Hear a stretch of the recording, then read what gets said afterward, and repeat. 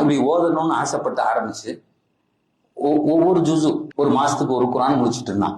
ஒரு நாளைக்கு 3 ஜுசு, 10 நாளைக்கு ஒரு குரான். அதை விட மேல வந்தான்.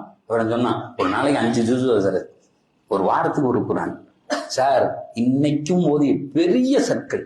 அவங்க சொல்றாங்க, ஹஸ்ரத் இந்த வேலை எனக்கு இப்படி நடக்கணும்னு நினைக்கிறதுக்கு முன்னாடி நடக்குது.